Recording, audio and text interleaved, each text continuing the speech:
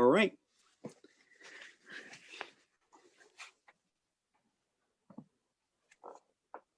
Do you want to talk to Léal about the... I just realized I needed to add something to the PowerPoint. So Squire is a Squire pet, yes? Yes. If you could go ahead and share your screen and start up that presentation for me, that'd be great. Okay. Looks like I can leave Zoom from my computer then. That'll be exciting. There we go. So let's actually, you all don't need the title. We're going to talk about belt weaving. So let's head on to the next slide right away. So what I want to do first is talk about what belts are made of, really, and what sort of parts they have, and the pieces that you might think about when you're creating a belt. So at the beginning of your belt, you have the ring, and then you have whatever material you have that you'll be weaving with. I think most of us today have paracord. And then with that material, you will create a weave. Today, I will teach you the basic S-weave. It's a very common beginner's project. And so that's what we'll be starting with today. And on top of that weave, you can apply color to create a pattern. And once you get to the end of the belt, you can tie an end knot of any level of difficulty. And then usually there's some tail left over, and a lot of people like to have some sort of tail that's of some length, and then usually we finish that tail with something. And in general, when it comes to belts and weaving, my school of thought is that while there is a sort of minimum tightness, you don't have to hurt your hands to get to the point of being, to get to a good level of tension in the belt. And tension is something that's very, very important for belt weaving. But you don't need to hurt your hands to get there, as long as you're consistent and as long as it looks good, you'll be fine. So let's talk about all of these pieces. We can hit the next slide. I'll show you the materials you need. Typically, you need some sort of cord. I think today we all have paracord. You can also get Bonnie braid macrame cord. That's a polypropylene. What you have in your hands if you have paracord is nylon. You need a ring of some kind. I think if you're weaving along today, most of you probably have a steel ring of some kind. I happen to have an aluminum ring on me, so that's what I'll be showing. It's important to have a pair of scissors, and you will need a lighter at some point or some source of flame. You could use a match if you wanted to. If you're a dragon and you can breathe fire in an accurate manner, that's great. And then usually you'll need some sort of tension hook. You can use your toe to create some tension. You can use a hook on the wall. You can clamp your ring to a table, and lots of different ways that you can create tension. But it is important to have something to pull against to help you get started with setting the tension in your belt. All right, so let's talk about the rings. So with the rings, I mentioned most of you probably have a steel ring today. Rings come in all sorts of different styles and types. You all bought if you have one, you probably bought an unadorned ring. They come in steel, they come in brass, they come in aluminum and nylon. Aluminum and nylon rings are typically sling rings for like baby slings. And there's a website called slingrings.com. That's listed in the resources slide at the very end. You can click on those resources and see a whole bunch of lists of where to get this stuff. But those sling rings, they're neat, they're really cheap, and they come in fun colors, and they're really lightweight, which is nice. And the aluminum is less likely to oxidize and rust than your steel might be.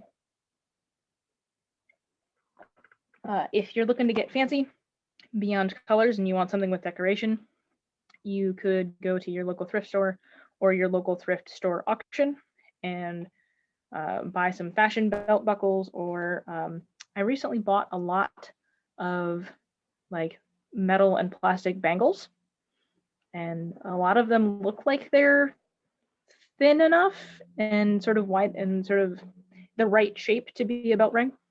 So you can get creative on that sort of front, or you can buy some decorative steel belt buckles. Most of them are they're the Horseshoe brand, excuse me. They're the Horseshoe brand, and they're sold by the S&D Trading Company. They're sold by Tandy Leather, and a few other places. I think Amazon carries them too.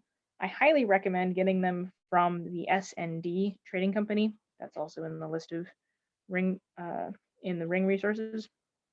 S&D Trading Company is like $3 cheaper per ring than Tandy Leather is, and their shipping's about on par. And it's the same stuff. Actually, I think S&D Trading Company has more options than Tandy does, at least with the filigree pattern. Okay, enough about rings. Let's talk about the materials. Like I mentioned, you might use paracord. You might use this polypropylene macrame cord. Recently, I've dug into using a cotton rope. Cotton rope is sold by Paracord Planet in nice sizes. Belt weaving could also be done with really thin yarn. You'll just need a lot of it. Or you might use like t-shirt yarn, or if you have fabric scraps, you can sew them together into a very long strand and coil that up and then use that for weaving. Basically anything that is not going to wear over time very easily and will feel comfortable for you for wearing and meets your goals, whatever your goals might be with your belt, that'll work. You can use that as a material. If you can, for example, if you can twist toilet paper into rope that's strong enough, you could use that if you want to. Maybe not now. You probably have other uses for toilet paper that are more important at this point in time, but that would be theoretically a possibility. So let's go ahead and talk about the different kinds of weaving that you can do. What I'm going to teach you today is called it's a type of horizontal weave. And the basic difference between horizontal weave and vertical weaving, as for the two main types of weaving that's done in the Larping community, essentially a horizontal weave takes a pattern and that pattern translates in the horizontal direction as you weave down the belt, whereas a vertical weave stays the same as you weave down the belt. There are other types of weaving, from different types of braids to macrame knotting to interlaced weaving, which is similar to horizontal weaving, but you use an interlacing technique to control where that pattern goes. And if you like paracord bracelets, you can take those same patterns and scale them up into belts if you like. That's picture number 6. Okay, let me dig into the next piece. In general, most folks in the LARP community that I know of weave either in that horizontal direction or in that vertical direction. And in both cases, you can set up patterns on a basis of stripes and dots. Essentially, the easy way to remember it is that if you have an isolated strand, a single isolated strand of one color, that will create dots. And if you have a pair of strands that are sitting next to each other, that will create a line. And you can take that information and apply it to create any number of patterns as are shown there. Let's see what else is next. What else am I talking about? All right. So once you take those weaves and those pattern concepts, you can mix all of that information and create a gorgeous belt. Now, once you've gotten to the end of your weaving, you need to put together some sort of end knot. You could, if you wanted to, just take all of your cords and tie a basic overhand knot and be done. If you just want a quick belt to be done, you're not looking for anything fancy, you just want it to work, that works great. If you want to add a nice little decorative element at the end of your belt, you can do so. And most of the end knots that are common in the LARPing world are based on either Solomon bars or half hitches. So the 3 pictures on the top there, those are all based on Solomon bars. There's a Solomon bar or set of Solomon knots that can be made into a little zigzag pattern. You can use Solomon bars to make a helix, or the 3rd picture is what's called the triple helix. It's a triple helix because there's 3 colors in it. And with single hitches, you can do what's called a lobster tail. That's that first picture on the bottom left of the 6 pictures of different types of end knots. You can do modifications on that lobster tail, or you can make a single-sided spiral with single hitches. And those half hitches sort of do those things on their own. It's a matter of figuring out how to make those end knots is a matter of understanding how those knots behave. And I'm going to try to teach that to you today. So we've gone through the ring, the weave, the material, the pattern, the end knot, and then there's one thing left, and that is your tail. Once you get to the end of your piece and you've tied this fancy knot, you have these little ends that are left over, and you get to decide what to do with those. You can do a number of things, and the basic thing is that it should be clean. Especially, I don't know how much you do arts and sciences competitions out in Western Belagarth. Midwestern Belagarth did not do much for arts and sciences while I was there. Arts and sciences are big in Amtgard though, so if you ever get into the Amtgard scene, then you want to make sure that you're paying attention to how clean your work is. And so there's a lot of different things you can do. You can simply melt the end and flatten it and have it look clean that way. You can put a knot in the end.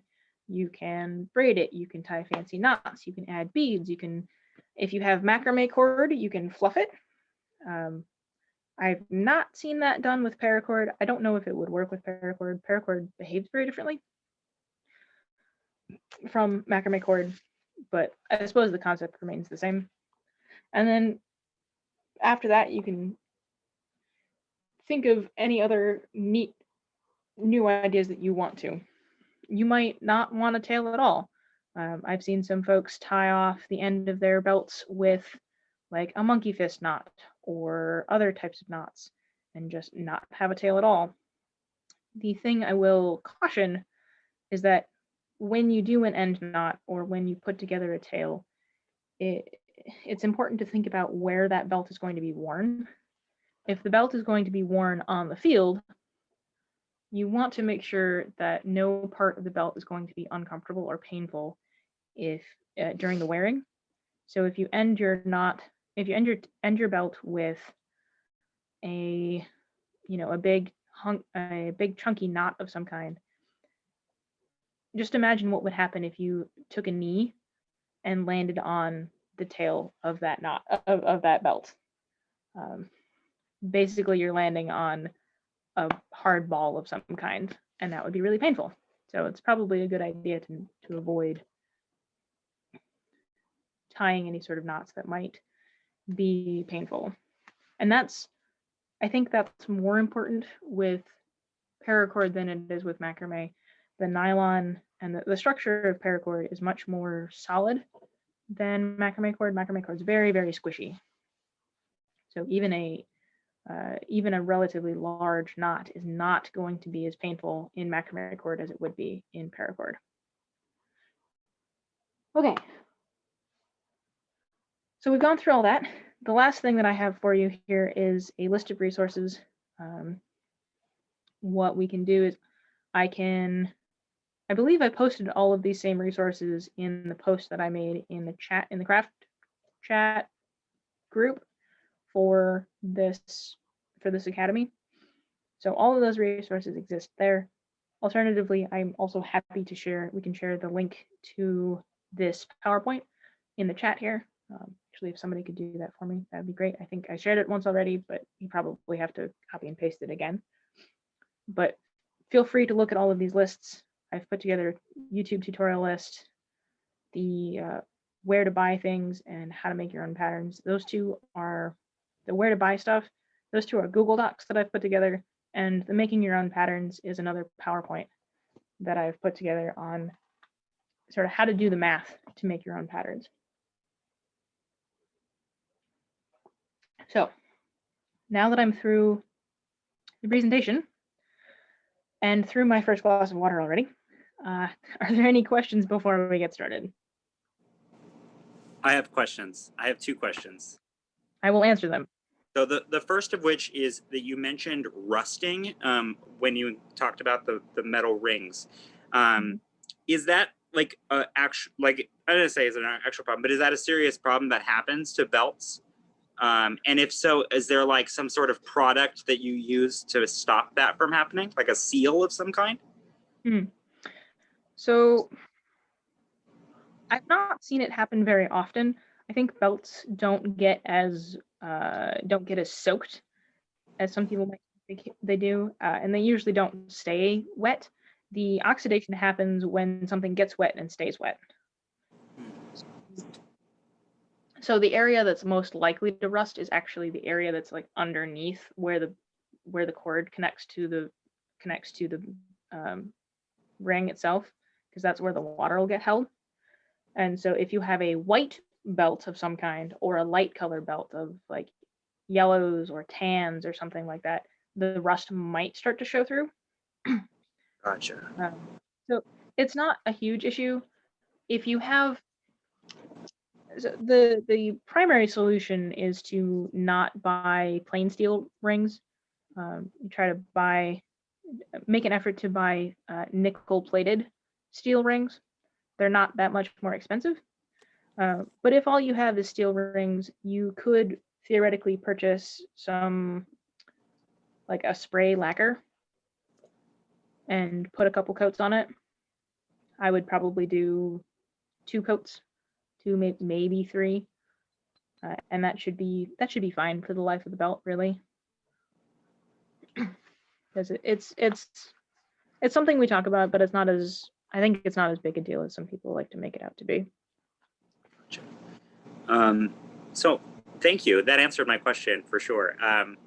Ones I got these at Home Depot, and I'm noticing now it says nickel plated. That's cool. Yeah. They're like 50. That was a good deal, I guess. So my next question is, so you talked about materials that they're woven from, like today we're using paracord. Is there like a superior material to use for belts? Is that like a debated question?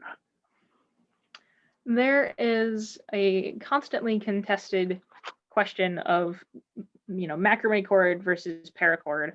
And personally, I think it all depends on what you want, because the materials have different properties. Nylon, the nylon paracord is a little bit more brittle. So if you're trying to fuse it together, you have to use there's a particular technique on the YouTubes. If you search joining paracord, there's a really great videos out there on YouTube about how to join paracord properly so it doesn't come apart. And it is not as simple as joining macrame. Macrame cord is more, it's a little more ductile, so it's a little more malleable, and so it's easy. That makes it easier to fuse. And it also it also melts at a lower temperature. Not a lower temperature like you have to be worried about it when you're wearing it outside, but when you're using a lighter, it's interesting to think about it from that sort of standpoint. So the macrame cord melts faster, and it's easier to fuse together. And when you fuse macrame cord together, as long as you do it right, that's going to be the strongest part of the belt, honestly. You're more likely to break the cord somewhere else than you are to break the cord at that join. That's interesting. Yeah. So Uh, For clarification on the joining, the fusing, do you mean like two segments cut and then melted together? yeah, Yes. yeah, exactly. Yeah, and if we want to talk through any of these techniques later, I can do that. I've got till about 7 my time tonight, so I've got another hour and a half. So unless we're not playing tabletop RPG, and then I can keep talking till 9. So the other things about paracord versus the macrame cord has to do with how they feel in your hand.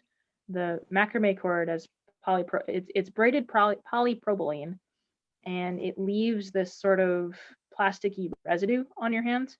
It's really light, it washes off pretty quickly, but it feels kind of gross while you're working with it, and it feels rough. It's pretty easy to, if you're pulling too tight, it's really easy to give yourself blisters. Whereas paracord is very smooth, it feels nice, it doesn't leave any residue on your hands. But on the other side, macrame cord is very fluffy.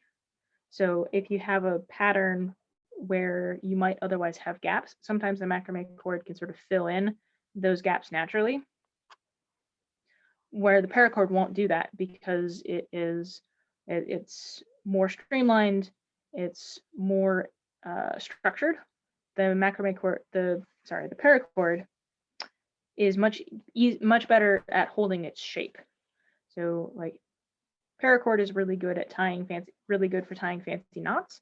Not that you can't tie fancy knots with macrame cord, but the lines end up looking cleaner in paracord. The other piece is that paracord is stronger than macrame cord in terms of tension. So I have heard stories of people who have paracord belts who get stuck in the mud, and somebody takes a truck and they use their belt to pull their car out of the mud because you can tow with paracord. So the numbers for paracord, like paracord 550 means that paracord can handle 550 pounds of tension. And if you have a full belt woven in 550 paracord, you're probably more likely to bend the ring than you are to break the paracord. Does it get stronger when you weave it, or is it like, what's the math on that? Oh, I have no idea what the math is on that.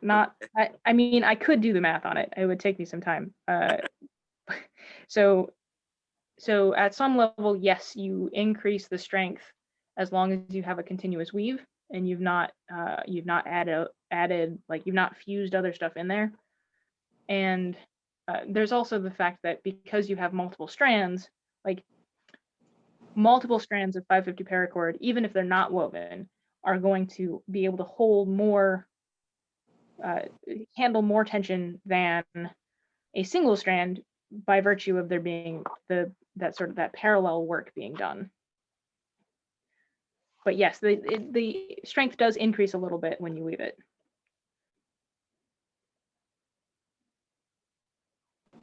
Thank you. That definitely answered my question. Yeah.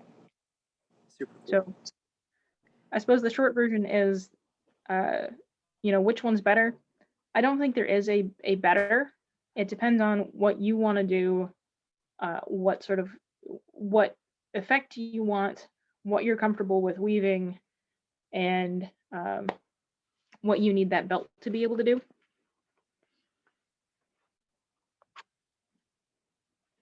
And that's why I talk about being able to use, just about anything else you want.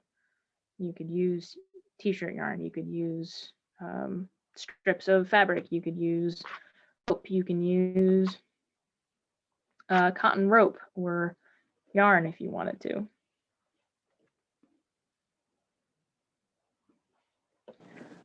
Was there anyone else that had questions for Léal?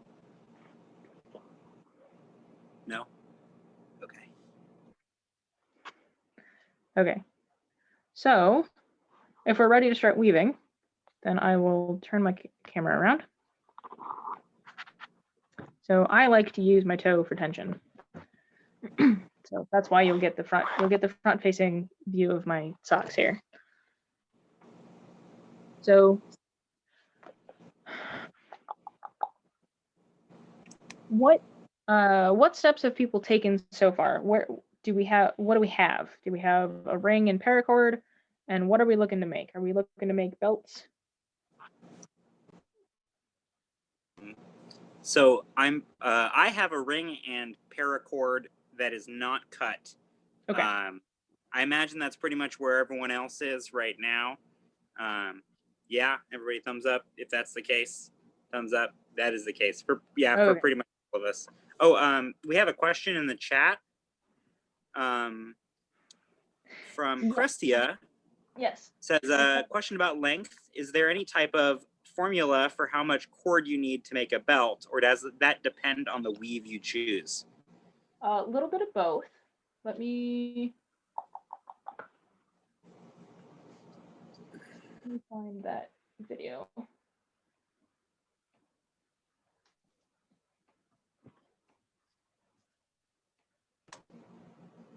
Also, a note from Crestia that I did not read earlier about the question formally. I'm pretty sure it would be an exponential type strength with weaving it. I think probably that's the case.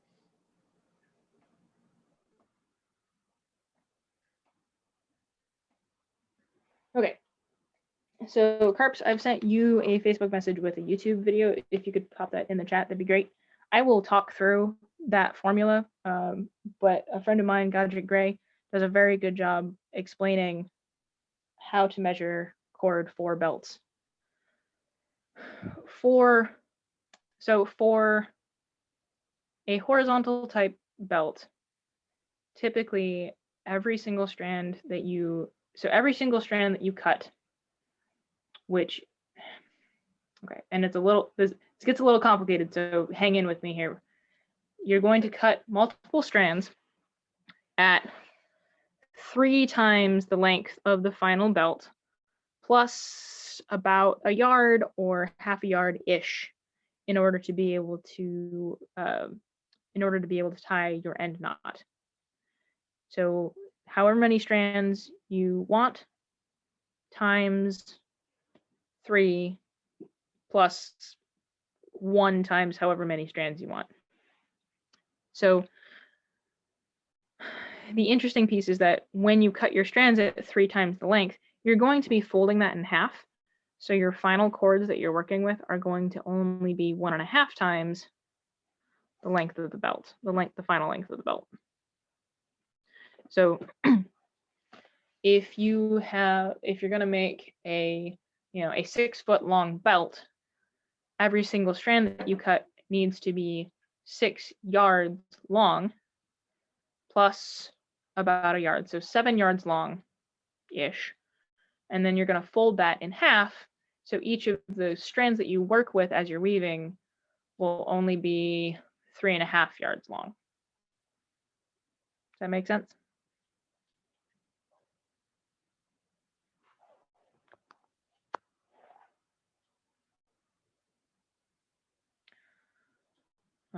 Seeing no questions, I'm going to move on to explain for vertical type weaves. There are 2 types of vertical weave, and both of them have a set of the pattern cords, which we call the warp, and then they have a working cord that goes from right to left called the weft. And if you can't remember which is which, the warp is the up and down, and the weft is the one that goes from weft to white, so left to right. It's a fun little mnemonic. So, question in the chat. Chat. That applies to fabrics as well, correct? I've heard those terms with fabric. Yes, exactly. So yes, the strands that to answer the question in the chat, yes, the strands that you're going to be working with will end up 3.5 yards long. Make sure you cut them at 7 yards long though. So I think most of you have packs of 50 foot cords or so. I know personally I have one color in 50s and I have one color in 100. Okay. How'd everybody else do? Did you guys get the 100 ones off Amazon, or did you guys get the 50 cords? I've got a couple of 50s and a 100. Cool. So I'm not quite sure what size belts you all will need. As far as length, but if you use that formula, Mine are about about 100. if you think about how long you want your belt to be, you can do it in inches, you can do it in, I would do it in feet or yards. Actually, I typically take inches and then convert to feet and then convert to yards and then multiply by 3.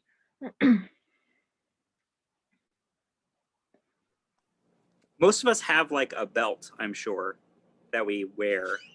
Yeah, so you can take that It's measured. and measure. You can measure your belt, or you can take a strand and even if you don't have like a tape measure, you can take your cord, measure 1 time the length of the belt, and then multiply that by 3 and go from there. Typically when I'm measuring cords, let me turn this around for this part. Hey, come on, turn around. I don't use I don't use a measuring stick at all. I use my arm. So from the tip of my fingers to my nose is just about a yard. I'm a little bit shorter than 6 feet, and my wingspan is not quite 6 foot. So I actually turn my head to get those extra inches, and then I'm able to say, okay, well, if I take this, go to here, that's about a yard, and go that way. And so that makes it pretty quick to measure multiple yards and then trim those off. With your paracord, when you're trimming, I would go ahead and trim the ends, just cut them, and then I would actually just tie them off. You don't need to pull out your lighter just yet. Just go ahead and put a knot in the end. That's going to be just fine for weaving. And then you have, for me, it's about not wasting the extra lighter fluid in my lighter, essentially. I'm saving myself a little bit of time and a little bit of fumes, and because you're going to have to trim those anyway, so there's no point in adding extra fumes to your life if you don't need to. A clarifying question for the step that we're on now. Should we at this point have lengths of our cord cut? Yes, I would like everybody to get to a point where you have lengths of your cord cut. Previously, it was something like 3 lengths of 8 yards. Was that is that correct? Yeah. It depends on what you want, how wide you want your belt to be. Make sure I'm looking at some right size here. So typically when you weave a belt, oh man, cameras don't like red. If you look at your ring, you don't want your cord to go more than halfway up the ring, because when you're weaving, you're not going to be able to get the, if you have more cord than half the ring, you're not going to be able to get your weave to a size that'll actually fit through the ring. So you probably want about 6, maybe 7, maybe 8 strands of paracord. And carps, I might have done, now I'm thinking about it, I'm not sure that I had the math all quite correct for you. Because if you've got 50 feet, that's 5 cords of 10 feet, which gives you a relatively skinny but quite long belt if you wanted to do it that way. Sorry, Léal, just for ease, for everybody being on the same page, could you give us like a number and length? Sure. Do I have a consensus on how wide folks' belt rings are? How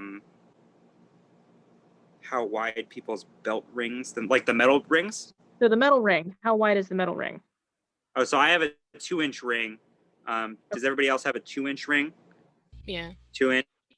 Okay. So then I would I think do, most of us. Mine's a little less.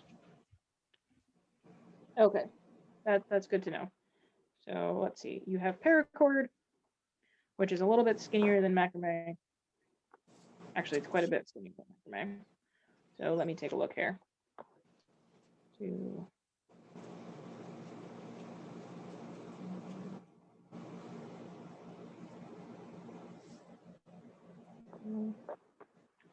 And the other question is, is 6 feet long enough for everybody's belts, or do I need to accommodate a different size?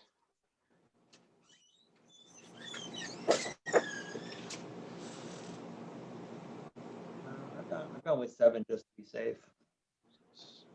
Okay. Oh wait, I'm thinking. Sorry, I was thinking something else. My bad. It's really like 8 yards. 8 yards will get you just about anything you want. So I would do 6 or 7 strands that are 8 yards long each. You're going to have a little bit of leftover from each of your paracord hanks, because unfortunately they come in multiples of 10, not multiples of 8. My belt is about 5.5 feet long. Yeah, so 8 yards is going to get you way more than you need, which is just fine. 8 yards will get you an 8-foot belt if you really want it. That's awesome. Thank you for putting that in there, Feather. So, because I actually stepped away to grab my belt, 6 to 7 strands at 8 yards long each is correct. Yes. Yes, excellent. I'm excited. Okay, I'm going to cut them. And then, is there a ratio if we're going to do a 2-tone belt of how many of each strand?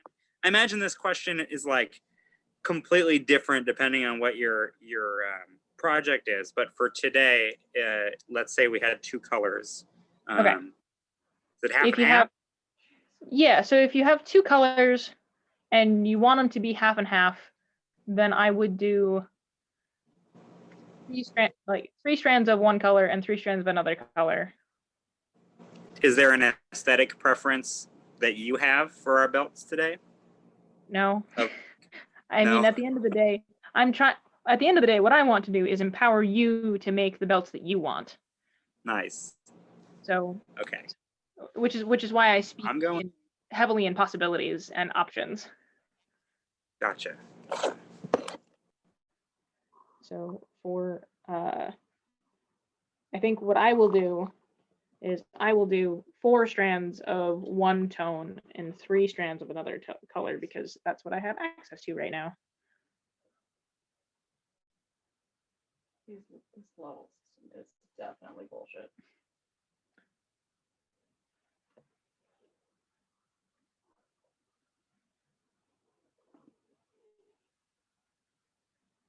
Actually,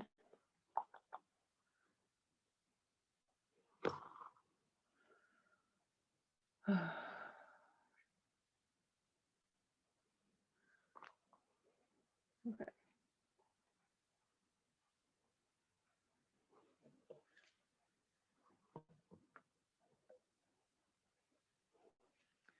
So while you all are getting set up here, let me talk a little bit about what to expect. Weaving a belt takes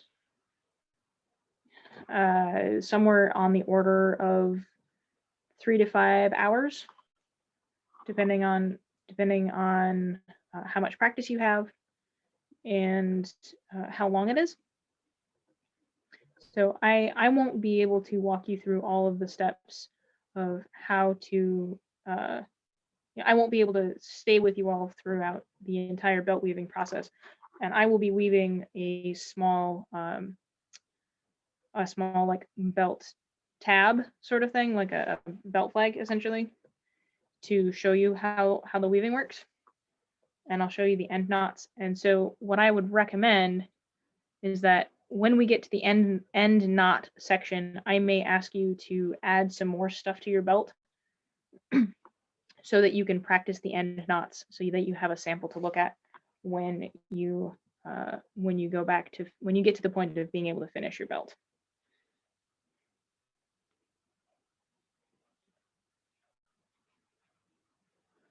Actually, for that purpose, I am going to go grab some extra cord. Oh, I don't have to add extra cord. It's right here. I can use that. That'd be great. Cool.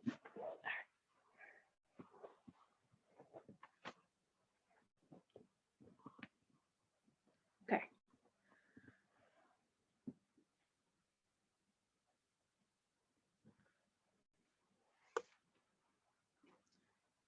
So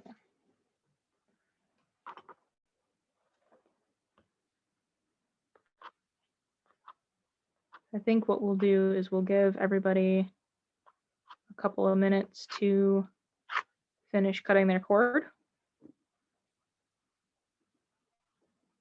And then we'll ask and see where everybody's at.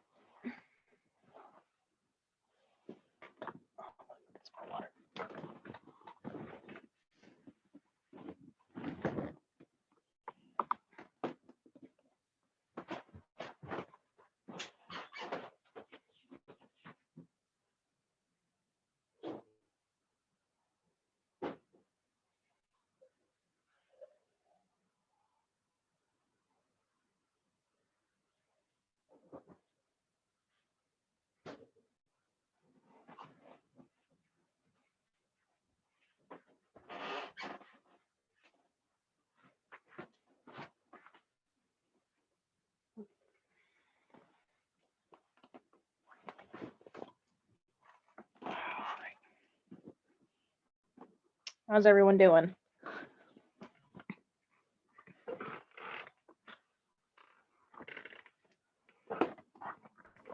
4 strands cut. Okay. Yeah, I'm at 6 and I'm just trying to get it all organized at the moment. Yeah. Man. Yeah. Cord management is a struggle. And I don't think it is ever not a struggle. No.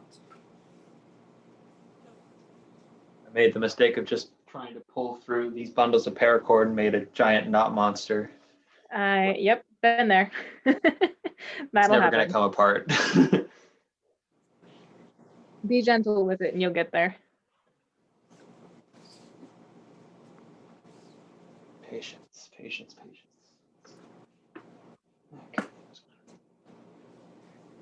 Really, that's what weaving is.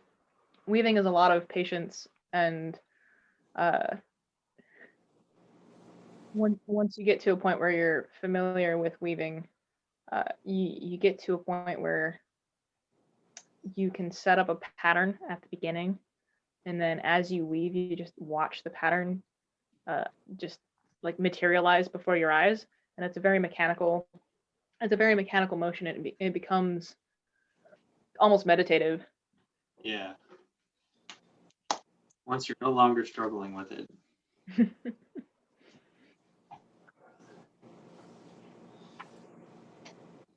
So hopefully today we will get you all past the point of struggling with it, so that you have an opportunity to go where you want to with it. Last bundle. Oh no.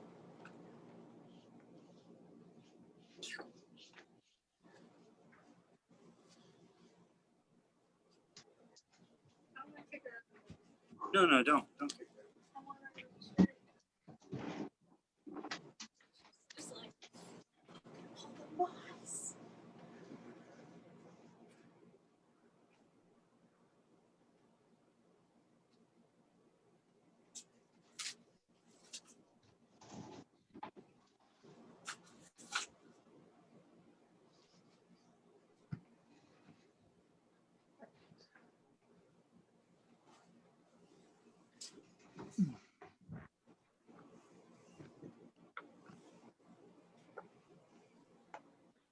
So I've shared with the chat a link to a Facebook group called the Weavers Guild for Larping. And that is a place that is full of resources and full of inspiration, and a bunch of LARPers who do weaving like this and weaving and other types of weaving all come together, share their stuff,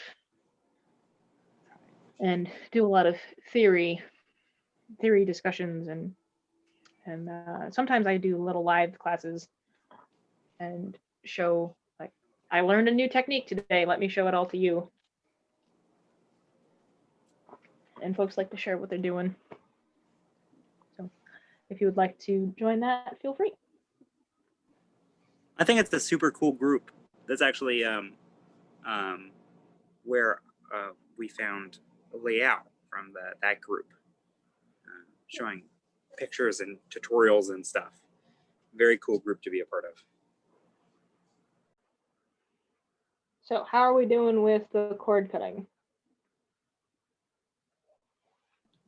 I'm pretty sure I have enough. Is everyone There's else? I'm all set. I think we just have a few more people to go. Okay. Go ahead and put done in the chat when you're done. Yeah, that would be That great. would get a running tally of everybody. Will I sit down?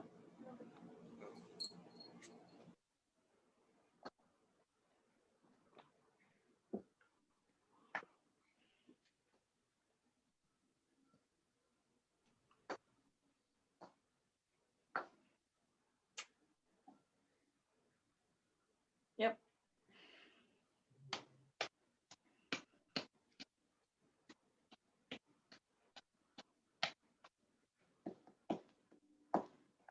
Yep.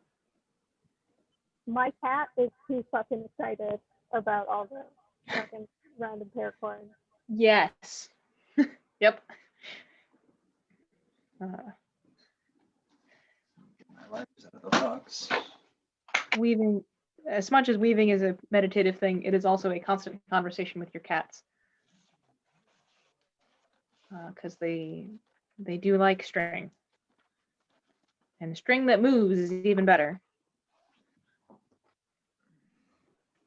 Oh, our cat is currently sleeping behind me, which is good because she won't realize that there's string happening. Yeah, she's looking out the window.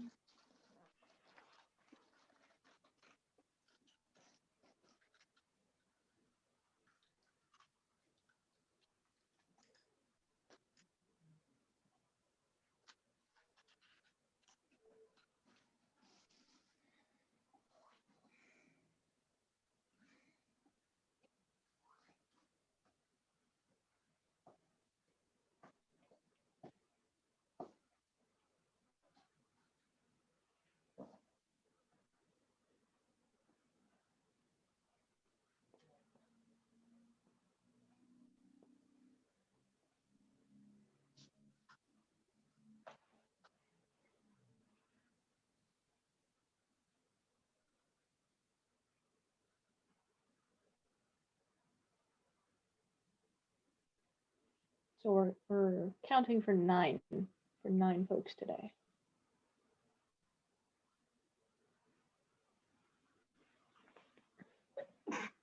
Ay. Gesundheit.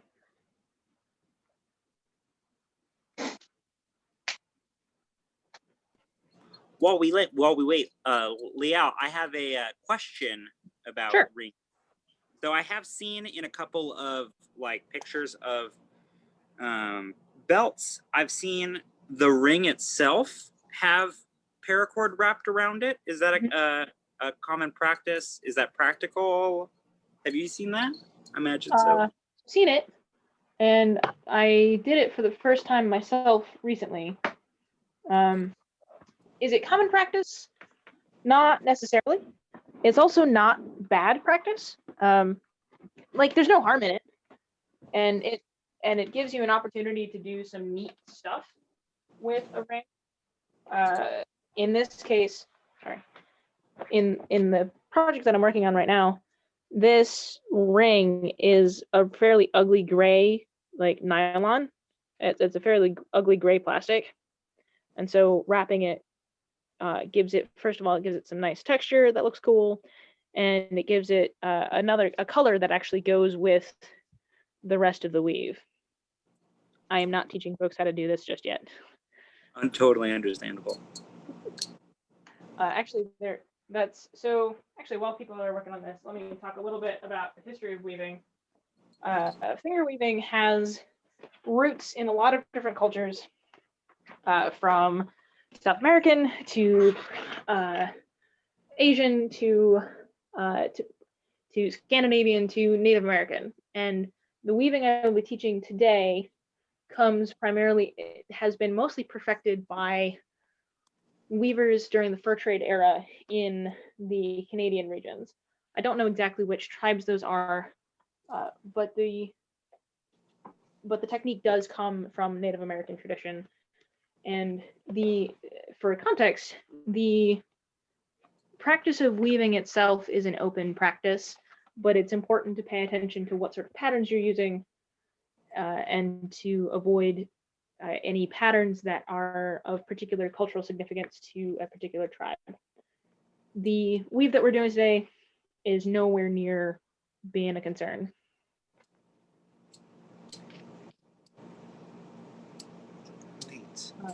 The question, if you wrap the ring, is that a separate piece of cord or one that you are weaving the belt with? And would you need to do it before or after the weaving the belt itself? I can answer the last part of that question first. I think it's important to wrap the ring first, because then you have an opportunity to decide what to do with that rest of that cord. You don't have to have the cord be part of the cords that you are going to weave with. You could do it as something separate. I did that for the wrapping that I did, but macrame cord is easier to sort of melt into place than paracord is. So if you're wrapping a ring with paracord, it might be more useful to try to use those strands as part of the weave itself. And so if you're going to do that, you need to add almost 3 yards to that length. And you're going to try to start tying those knots in the middle of the cord, which is a little tough to do, but it's definitely doable. And there are a few different ways to wrap the ring. You can use, what I used were those single half hitches that I talked about at the beginning. You can also do Solomon knots. You can do Solomon bars. There's some other fancy coin ring wrapping that you can do. If you look up like wrapping knots on YouTube, and you'll come up with lots of different options.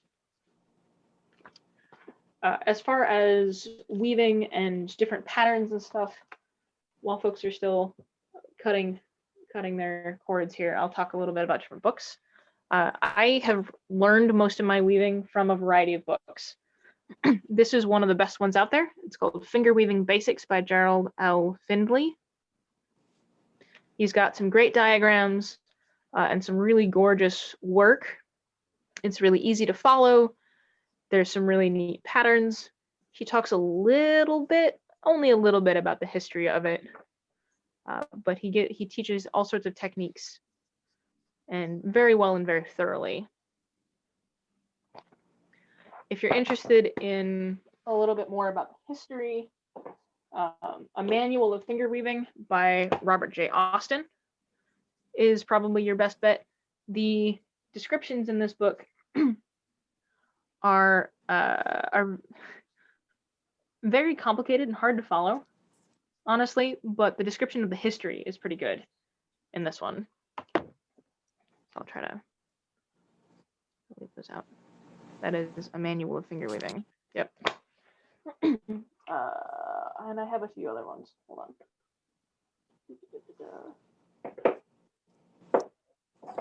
Okay. How's everybody doing on cutting? We're still waiting on a couple people. I know there's some of you that aren't following along or are not participating in the weaving itself. If you have not finished yet, will you type it in the chat really quick? That might be an easier way to keep track than to ask everybody.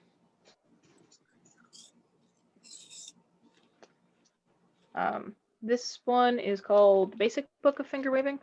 This covers some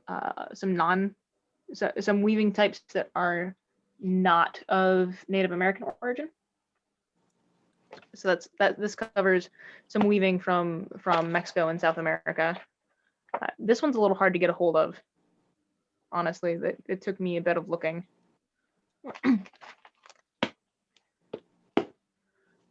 And a couple of weaving books that are really, really easy to get a hold of are by Carol James. She lives on the western coast of Canada. She wrote and illustrated Fingerweaving Untangled, which is similar to Gerald Findley's book. It's less expensive than Gerald Findley's book, but I can find a link for you for Gerald Findley's book. There's a version of it that's online, that's free, because it's published by the author online. But Carol does a really good job about talking about troubleshooting and what you should expect from different weaves and how they behave. And she also teaches a different type of weaving that uses interlacing techniques called sprang. That's a Scandinavian technique. The last book that I have on the topic is called Fingerweaving Indian Braiding by Alta R. Turner. This was the first book I picked up. It's a good introduction that has a mix of different types of weaves and the history with it. And she talks a little bit about various things. It's a good mix of things, but I don't think she does a great job of explaining anything. So if you're really looking for a book on how to get started, the Gerald Findley books is the way to go. And I will go find a link for you for that in just a second. Put all these back on the shelf.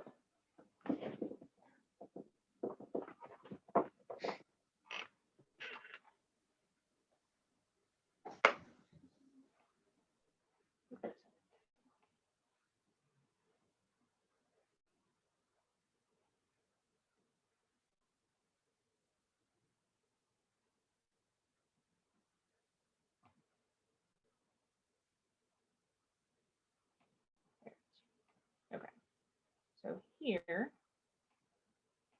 come on, Zoom. There's the link to the online, one of the online versions of Gerald Findley's book. And I will actually add it to that Woven Belts book. This resources tab.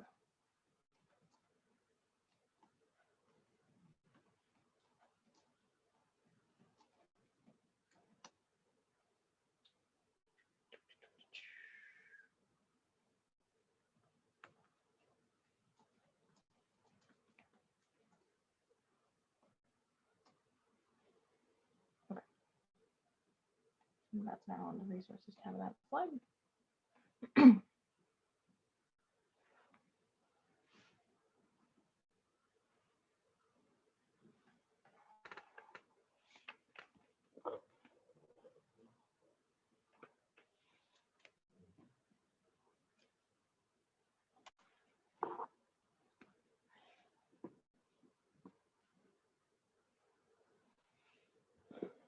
All right.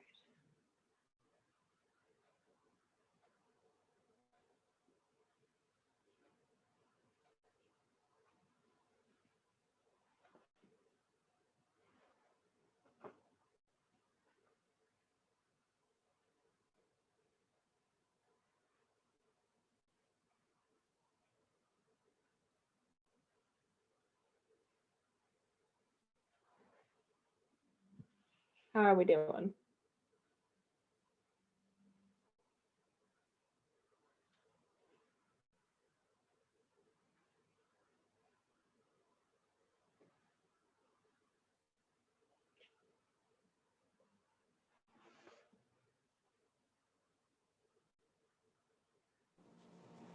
Is there anyone who is still working on their strands? Oh, I see Igwa. You're still working on them.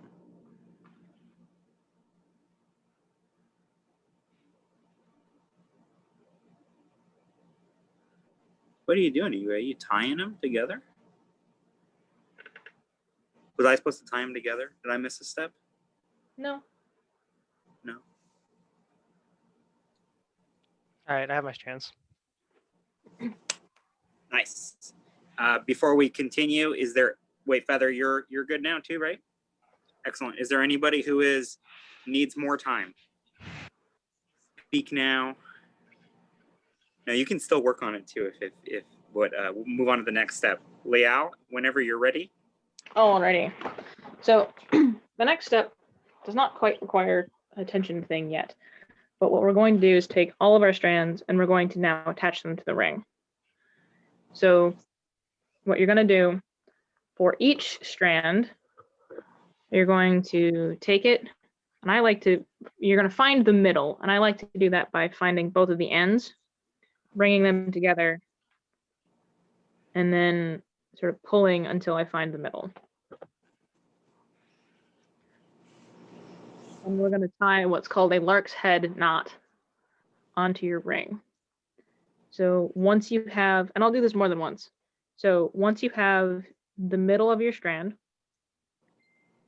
and you have a loop here, you're going to pass the loop over and through the middle of the ring, and then fold it underneath. And then you're going to take the ends of your strands, push those through that loop, and pull tight. Oh, okay. I'll do it again, don't worry. This is where you get to set up where your colors go.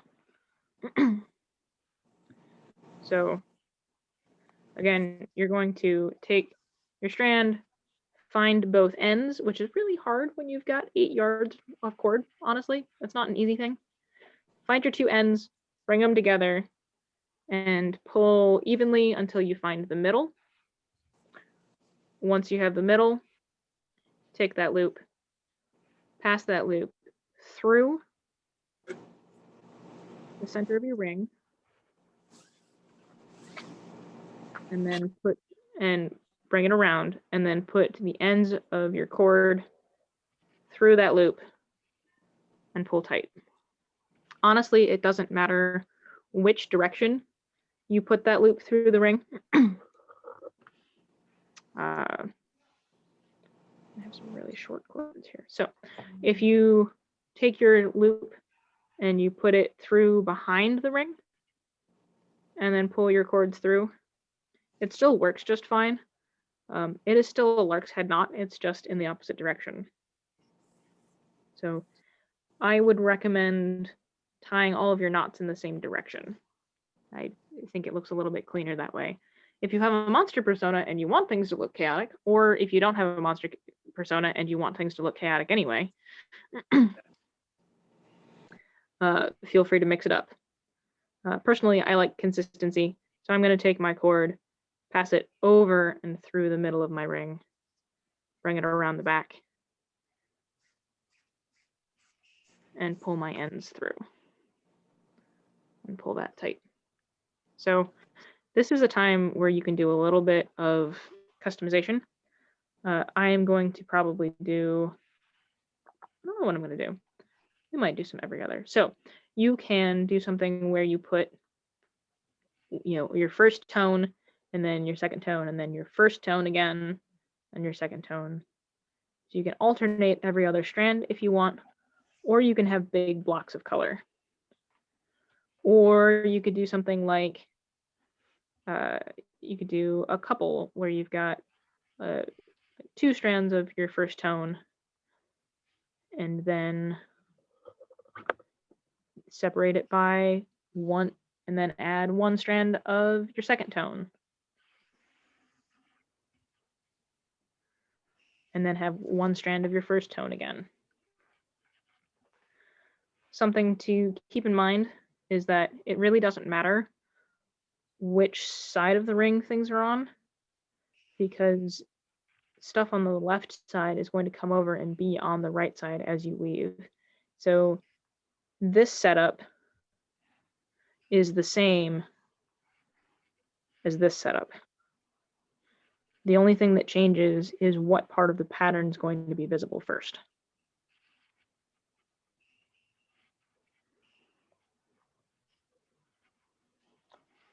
Anybody need me to show the lark's head knot again? Feel free to speak up or just put like me in the chat and I'll show it again.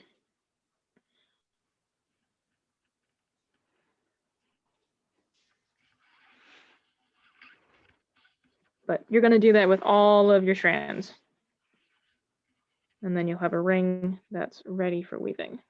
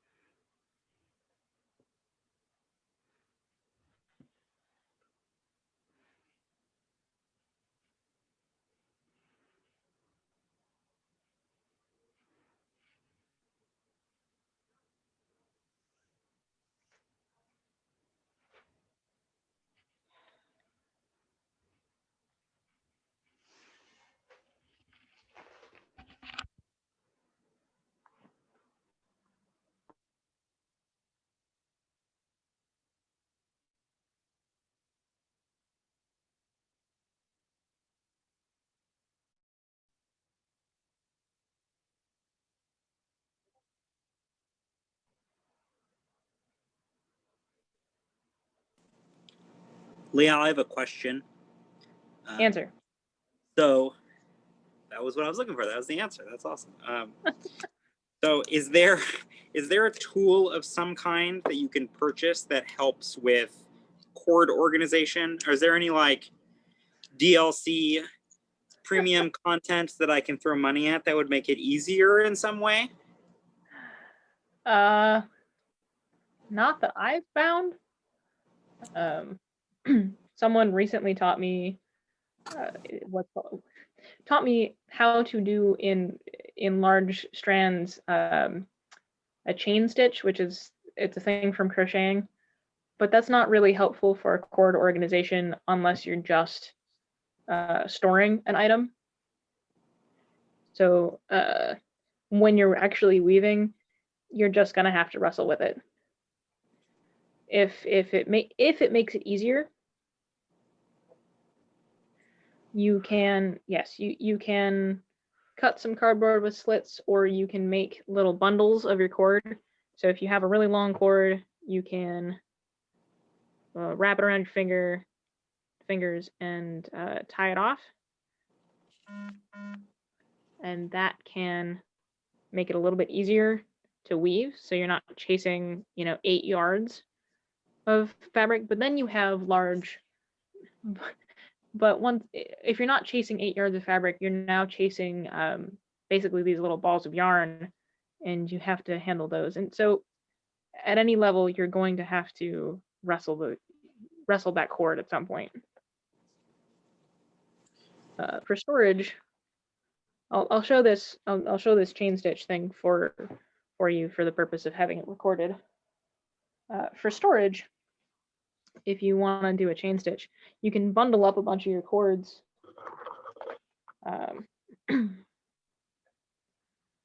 And yeah, come here. You can bundle up a bunch of cords, and you make a loop. And if you have a ring, that's helpful. Or you might do a quick little overhand knot and tie a loop in that overhand knot like that to get you started. And to do a chain stitch, you make another loop and pass it through that first loop, and then continue repeating that process. You have a loop, make another loop, put it through. And actually, you can probably do that with the individual strands if you would rather do this than use the cardboard trick.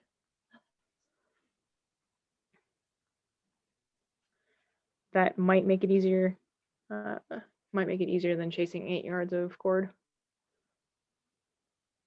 But again, you have a loop, make a loop, put the loop through the loop.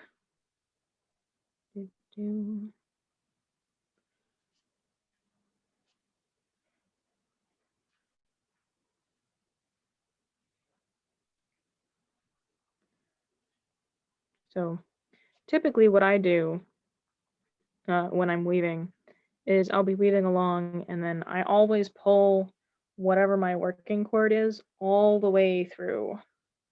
And usually that's the only one you have to worry about. So you just pull that one cord all the way through and you'll be okay.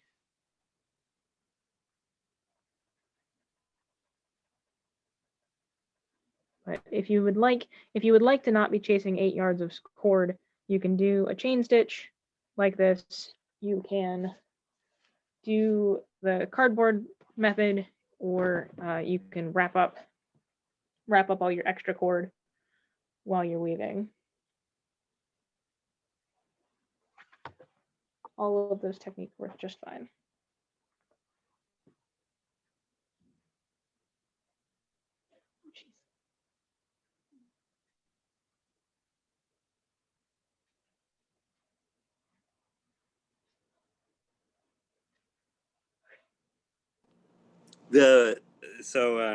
I haven't done this in a very long time. I did one paracord belt before years and years ago, but I'm looking at this now with all this cord, and I'm thinking that this might be a hard project to like put down, because there's an extra incentive of kind of cleaning up all the cord that's.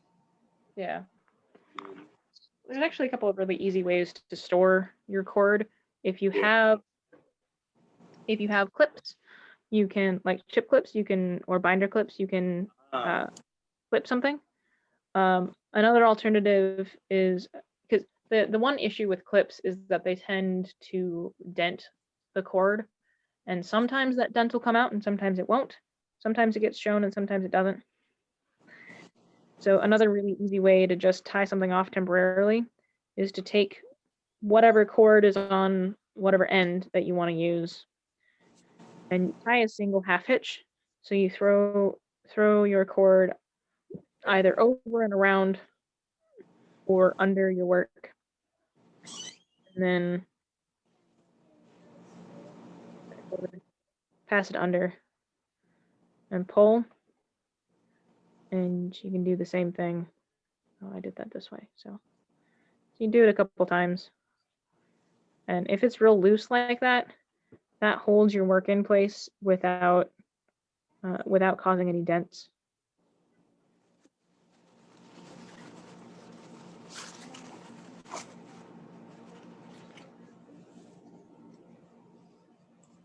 With some of the more complex weaves, sometimes it's really useful to have a couple of clips anyway, because that helps you maintain tension as you go down. In fact, my girlfriend bought a set of chip clips a while ago, and I have absconded with most of them for the purpose of weaving.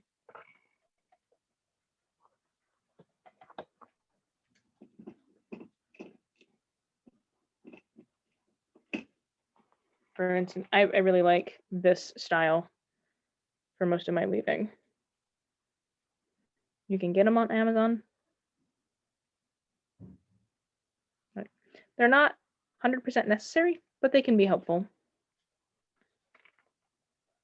If you don't have clips, then while you're weaving, if you stop weaving for a bit and you tie something off, and actually, even if you do have clips, if you tie something off or clip something off and pause for a while, it's usually a good idea when you release your weaving to retighten that last row and readjust it before you get moving. You might have to readjust the last 2 rows before you keep going.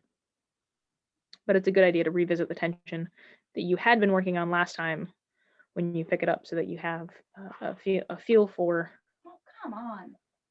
what's going on.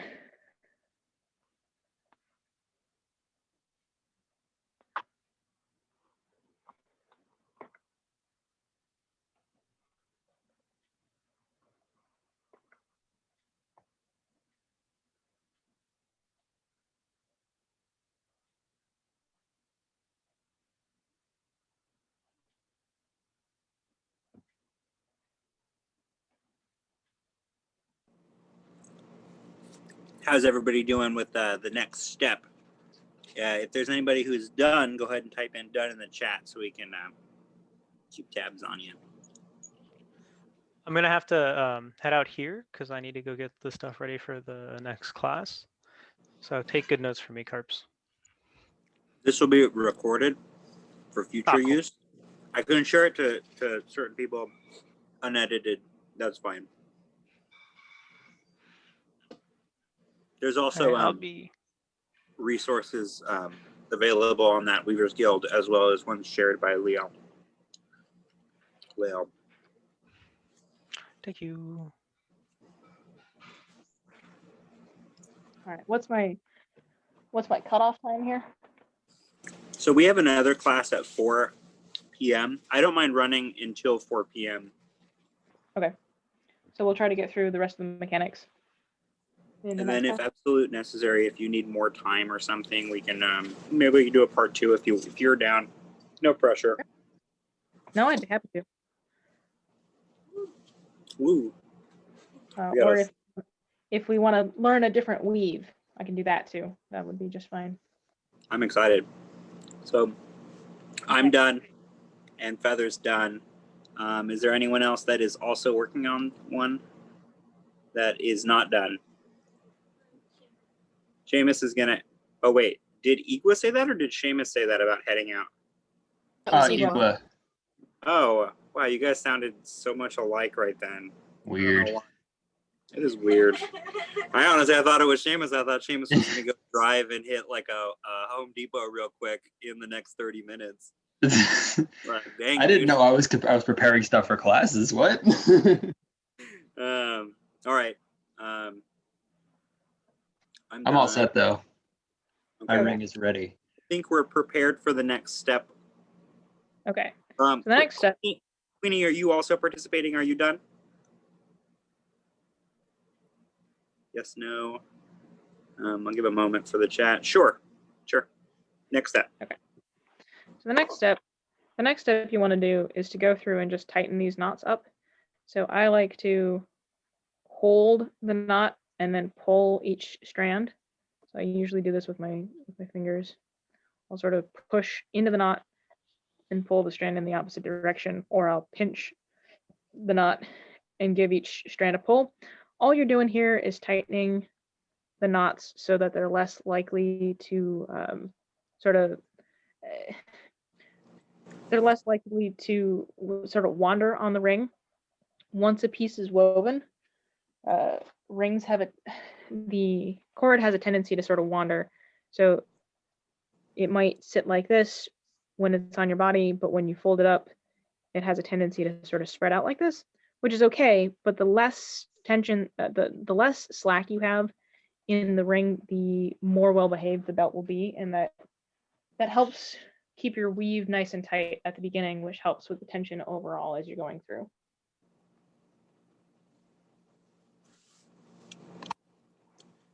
So once you've done that, we get to start weaving.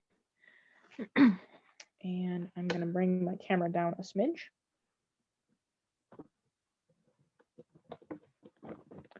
So that I can closer to my toes. Do, do, do.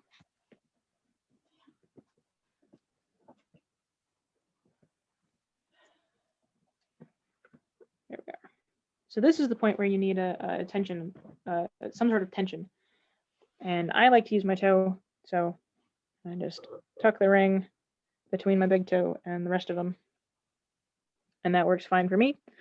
If you have a ring on the wall or the back of a door or something else, that works just fine too.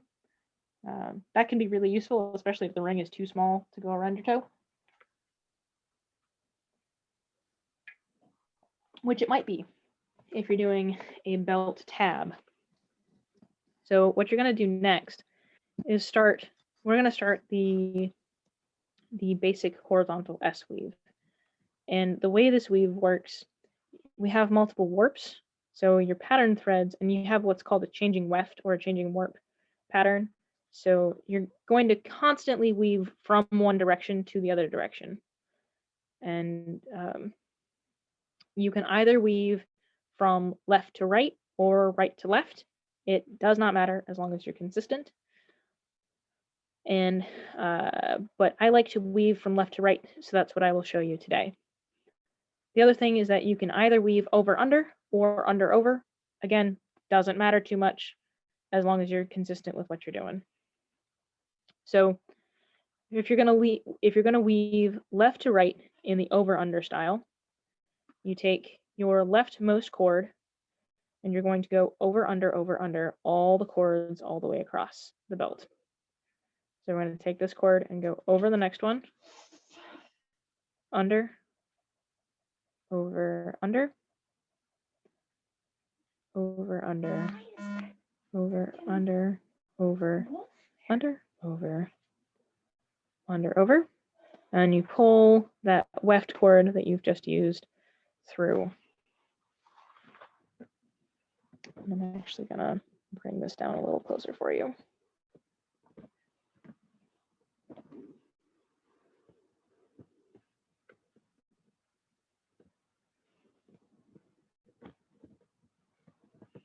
There we go. And you're gonna push that off to the right side. And you can tug on it a little bit. You don't need to worry about getting that row really tight just yet. You'll notice now we have this sort of separation between these top cords and these bottom cords that are separated by this weft strand that you just wove through. And we'll do a nice little trick with that in a minute. But first, now that we've woven our first row, to weave our second row, we're going to take the leftmost strand, which in this case is a bottom strand, and we're going to weave over, under, over, under, all the way across the belt. Here, over, under, over, under. So every cord that you went over last time, you're going to be going under this time. And you're going to pull that across, and this cord that you wove over last time, you're going to tuck that underneath the weft cord that you just used. And so I notice I'm doing a habit of mine where, because we have to manage tension both in the horizontal direction and the vertical direction, I like to take my fingers in a scissors pattern, and I'll put my first finger following that weft cord. So I've split this top warp and the bottom warp, and I will just pull gently on all of my cords in both layers. And then what I do is I take my working strand from the first row and I actually push with my thumb into the belt while I'm pulling with this strand to the other side. Sometimes I push with my forefinger. What that does is it creates a more even tension on the right side, because if all you did was pull, you would get a really tight tension on the left side, but a fairly loose tension on the right side. So it's important to push as well as pull. And you'll do that with both strands. And then it's nice to sort of hold and pinch your weave on this right side while you're weaving. Don't worry about the first few rows being really tight. You're not going to settle into the final thickness of your belt until you get to about 4 rows in. So for the next row, we're going to weave over under again. So I'll take my leftmost cord and go over under each strand across the belt. Feel free to call out questions as you have them. If you run into issues, there are a few common ones when you're weaving. It's pretty easy to accidentally go over where you should go under, or vice versa. And the way you'll notice that, you usually either you catch it right away, you say, oh, that shouldn't be an overcord, that should be an undercord, or you'll notice next time where it looks like you really should have woven over under, but you can't for some reason. And that's just because you skipped a cord. So now we're getting close to the final width of my belt here, and now I'll show you my little trick here. What I like to do, when I put my fingers in that scissor motion and split my warps, my top warp from my bottom warp. What I like to do is I do that with the other hand, and then I'll take instead of weaving a single cord over under, I just swap the warps and then take my weft and toss it through. So basically what that means is that I'll hold my bottom strands and top strands in my hand, and I'm going to take bottom strand and flip it up into a top strand and put it over onto my left hand. My next strand is a top strand, becomes a bottom strand. It goes down, down becomes up becomes down becomes up becomes down becomes up becomes down. You'll notice I'm sort of twisting my hand as I do this to give me better access to those cords. That bottom strand goes up, this top strand goes down, bottom strand goes up, top strand goes down. And then you take this leftmost cord and put it under all of your top strands, boom, and you've woven a row.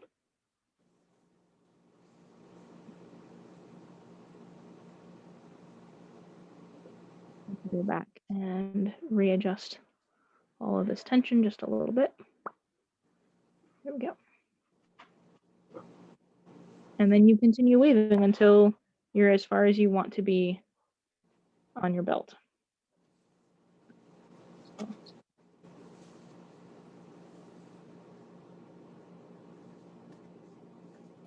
Okay. So I'm sitting here and I'm having a hard time understanding that top layer versus that bottom layer. Mhm. How exactly are we telling those apart again? I was like focusing on my belt and kind of That's all right. not catch all of it. That's okay. So when you pass a cord through, that's your weft cord because it's gone Right. from. So we left to have right. like 3 of those at the start, right? No, you only have one at a time. And it's the cord that is going over under. Okay. When you finish a row, if you lay your finger, so like in this case, I've got this dark pink weft cord. And if you look at the side of your belt, you can see how it sort of naturally splits these pattern cords into a top and a bottom. And if you put your finger there along that weft cord, you get your top strands and your bottom strands. And that just gives you a little bit of control over what you're doing. So after we pass like the one cord through, I know we said after the first one we set it off to the right. Do we at some point like throw that back over, or because yeah this might just be like a rope choice thing because I've got kind of a mess.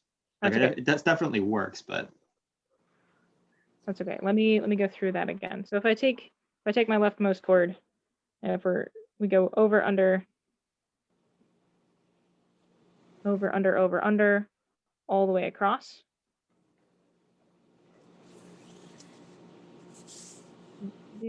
I'm going to go under that last cord, and then my weft cord from last time gets tucked under the weft cord from this row. Let me bring that up a little closer. So I just wove this row, and this is the row that I wove last time. So this cord gets tucked under the cord that I just wove there. Okay. And that's how you reintroduce that cord to the pattern, and that's what creates this horizontal motion of the pattern. So you'll notice that I've got stripes that are moving in the horizontal direction as I weave down. Hello, kitty cat. Would you like to get down? She's looking way down. Come here, baby. Oh.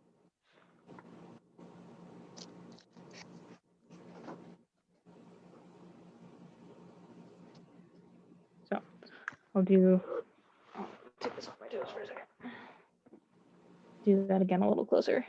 I take my leftmost cord, go over, under, over, under, over, under, all the way across the row. And you'll notice I'm pinching the right side of what I wove last time. I'm going to pull that through. I wish I had a toe here so I could work on this tension. But I'll pull that through, and then I'll take the weft cord that I wove last time and bring it under. Because essentially what you're doing is you're folding it under and you're weaving over, under, and then over that weft cord that you wove last time. Oh, wow. I am not doing so on We'll get there. We'll get there. We'll get there. I'm excited. I've got this loop in a chair right now. I've got a question. So I'm at the point here where I have 3 strands on my my right side. I'm right-handed. I'm doing this right-handed. What are these strands supposed to be doing right now? Okay. They're not So tied up. I hate to have you repeat information. I'm sure you already explained it, but it's fine. You're fine. You're fine. You're fine. Right. Every time you weave a row, you should be tucking the last weft cord that you used under the row that you've just woven. So like this? There's some over-undering that should have happened a couple rows ago, essentially. So let me show you what this looks like again. So for you, if you have 3 cords, you've got 3 cords, right? Oh, yes. Thank you. Take this top cord, weave it under, and then over the cords that are there. You take that second cord, and you weave it under the last cord. And that gets you back to what you should have. Oh, okay. Thank you. That's perfect. And so what happens is, like, next time you weave a row, don't wait to weave that last cord from last time under the cord that you've just done. So I'm gonna, if I weave a row, I'll take my leftmost cord and go over, under, over, under, over, under, all the way across the row. And so what we're gonna do is we're going to reincorporate that weft from last time. And because I wove my weft cord under the last warp cord here, that this cord is going to go over the weft cord from last time, or you can think about it as this weft cord from the last row gets tucked under the weft cord from this row. Because what you're doing there is you are transforming last row's working cord, last row's weft cord, into a warp cord.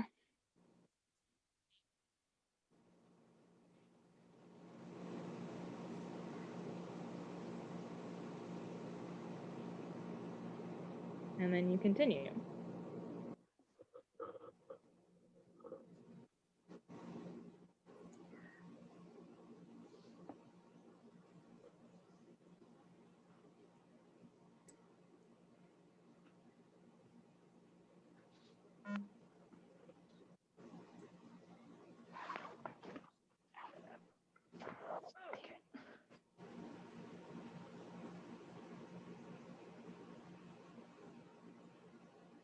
Okay, and just to confirm, I know you said it like 5 times, but that the second weft goes over the first one at the end. Assuming that you mean if the second weft is the one you just wove Yes. and the first weft is the one you wove last time, then yes. Okay. So this weft that you're weaving now goes over the weft Over you the previous one. All right, and I pull that through. There we go. Yep. And when you've got 8 yards of cord, there's an awful lot more. Yeah, this will go faster the farther down the belt I get.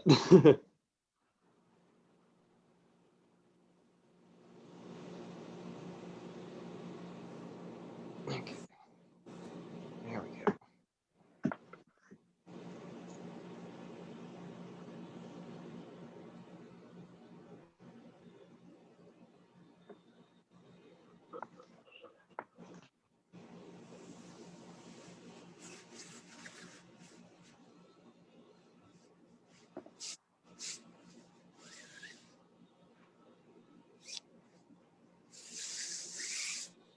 So let's keep weaving for a few minutes, and when we get to 10 before the next hour, what we'll do is we'll switch over to, and I'll show you the end knots so that you can practice them on however much you've woven so far, or you can add some more cords to your ring to practice it. And that way you'll have an example when you get to the end of your belt. So it'll take you a while to get to the end of your belt. And if any of you have questions when you get to that point, feel free to comment on that post that I made in the chat that was for this group. Or if you join the Weavers Guild, feel free to post those pictures and ask those questions, because sometimes I'm not available, and there are lots of other experienced weavers who will be able to answer your question.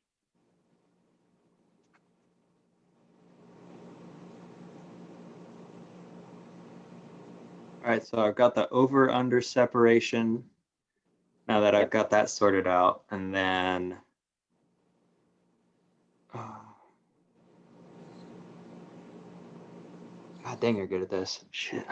All right, I'm just weaving along so I can get to a point where I can show you. Yeah. I can show you what this looks like. So if you're struggling with the over-under part, it's nice to just take your leftmost strand and go individually over under. Like go ahead and weave that with your thumb. If you have that separation of those warps, you can either put your left finger in there, and you'll take your bottom strand, and every bottom strand becomes a top strand, and every top strand becomes a bottom strand in order. So your bottom strand, your first leftmost cord is a bottom strand, so that comes up. Your top strand goes down, bottom comes up, top goes down. Bottom comes up, top goes down. Bottom up, top down, bottom up, top down, bottom up, top down. And I've got a loose weft up here, so that comes under, and then that becomes a top strand. Tug that tight, and my leftmost strand on top here gets tossed underneath all of those strands and pulled tight. Okay.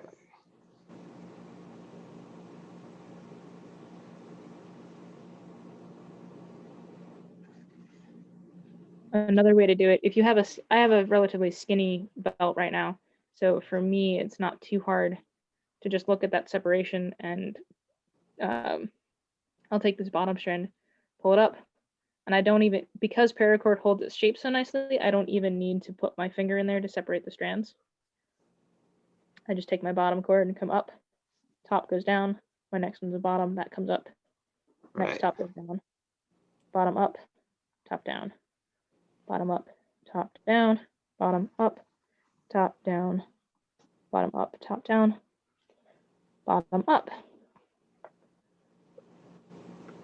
Like that through, and then again, my leftmost cord on the top comes underneath that top warp and gets pulled through like that.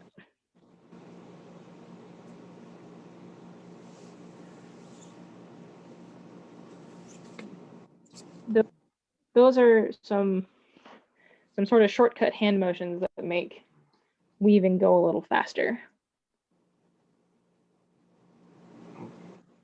And what I advocate is for you to find whatever technique works best for you. Maybe weaving under over works better for you. Maybe you prefer to weave right to left. And try a few different things. Try putting your hands in different positions. Try using, does a wall hook work better than your toe?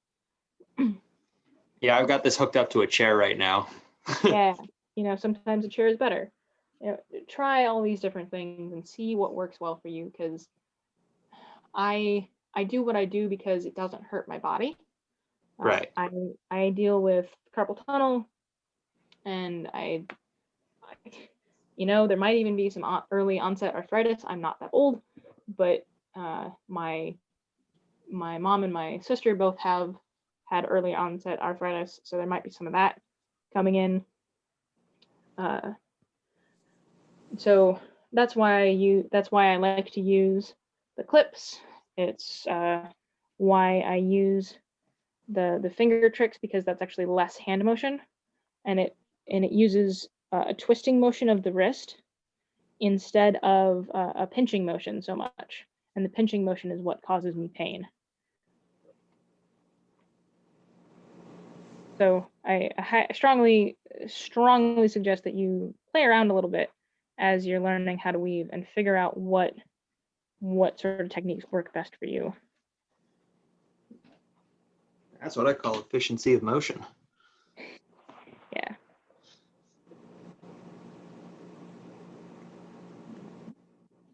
I find that on small things like what I'm weaving right now, like this is a fairly skinny belt tab, and I don't have a long strand to worry about. It's easier to go ahead and do the pinching motion for a bit. And there's no point in putting a clip here, because like that's what I would do if I had a really wide belt, because that helps me hold that tension, and then you sort of work around it.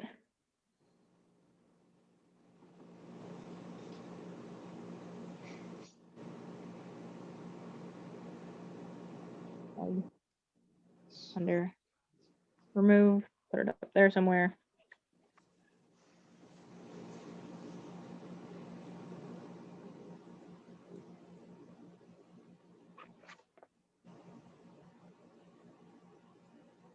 And that sort of thing helps me.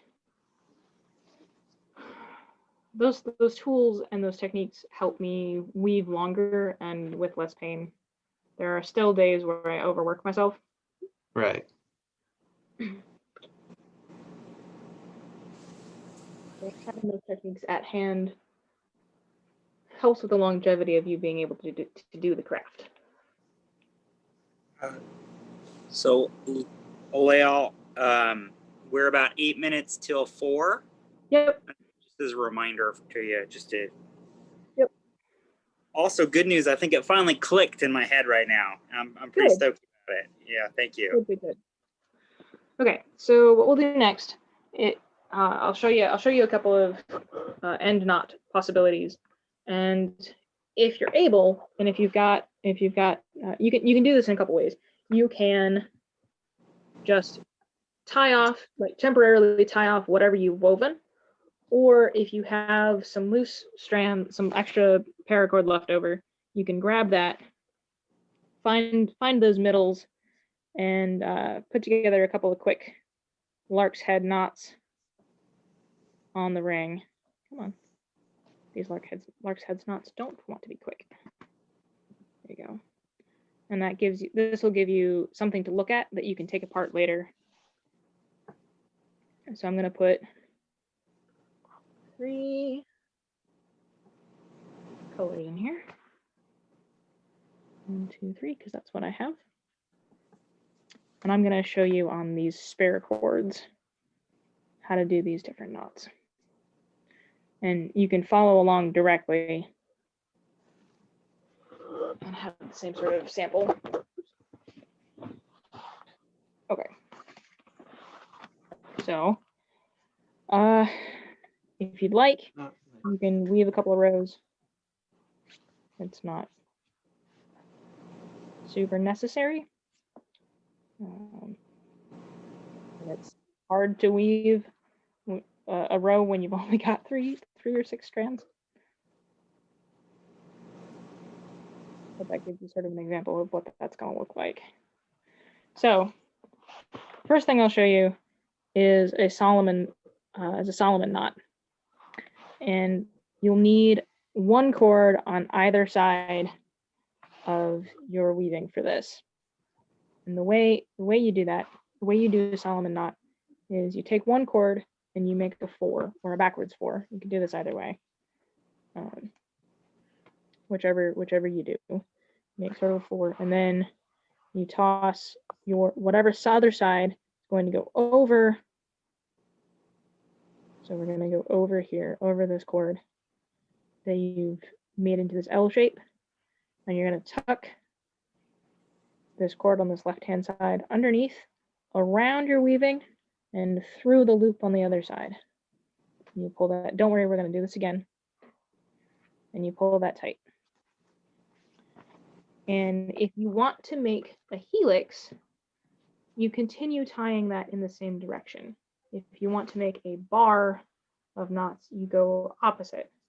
So if I want to do a helix, I'm now, since I made my L shape on the right-hand side, I'm going to do that again.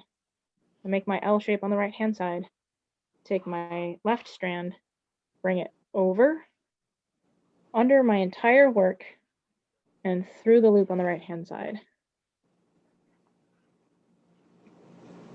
If I do that one more time, we'll start to see what this helix looks like.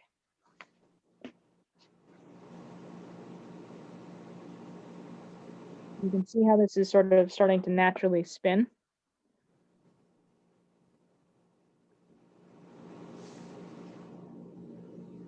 I recognize that's a little difficult to see.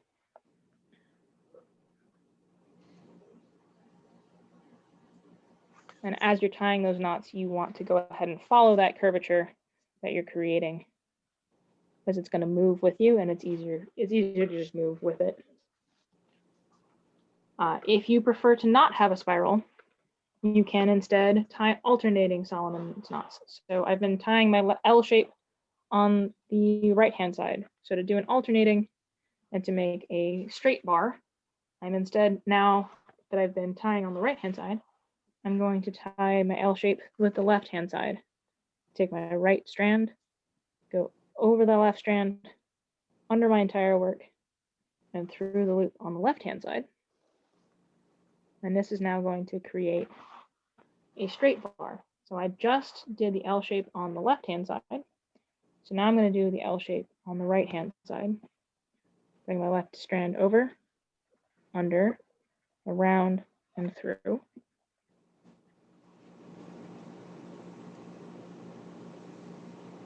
And now we just did the right-hand side, so we'll do the left-hand side. Over, around, and through. Dear, could I get your help? Can you load up the next meeting and just make sure that everything is good to go on that? Oh, I can't with this one on, right? And so that's how, so that if you tie your Solomon knots in all the same direction, you get a helix. If you tie them in alternating directions, you'll get a zigzag bar. And then for the single hitch, I'll tie these in the pink. so you can see them as separate from that. You can either do this from the left-hand side or the right-hand side, but I'll show you from the right-hand side. You take a strand on the right-hand side, toss it over your work, bring your strand around your work, and you've created a loop here. You're going to go under and through and pull tight. And I went over, and so again, consistency is key. I went over, under, and under, and you just pull tight. And that's also going to create a helix sort of shape. You pull that tight. And you can see how that's creating a little bit of an angle there. If I do this one more time, it'll be a little bit more obvious.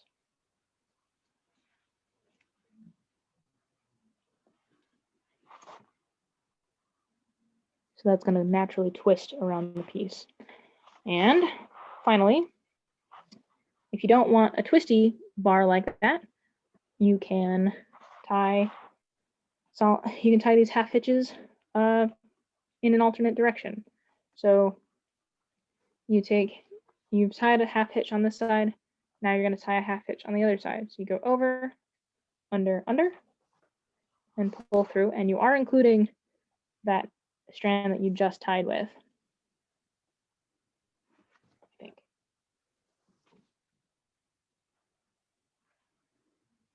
No, you're not.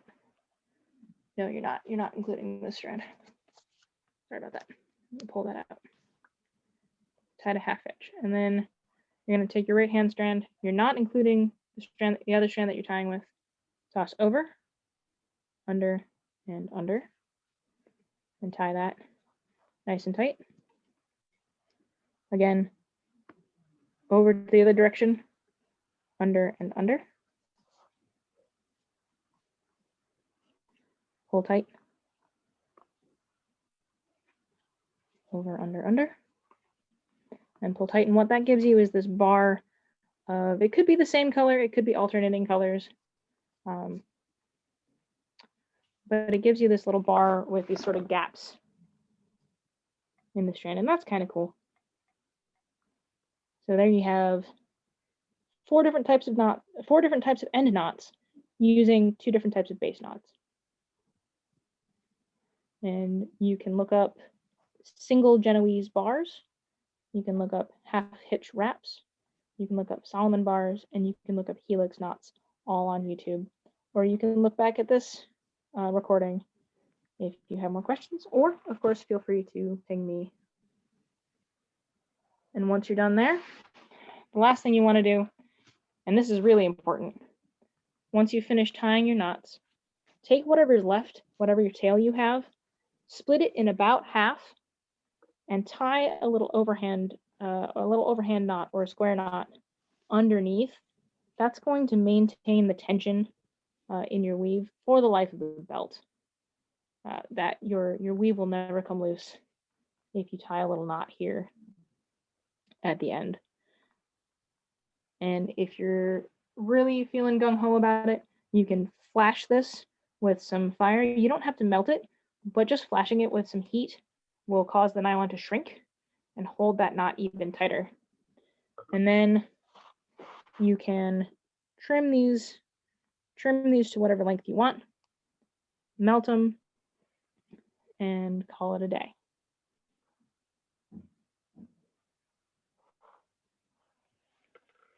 And I realize we've gone slightly over time, so I don't want to take away from your next class, but thank you very much for having me.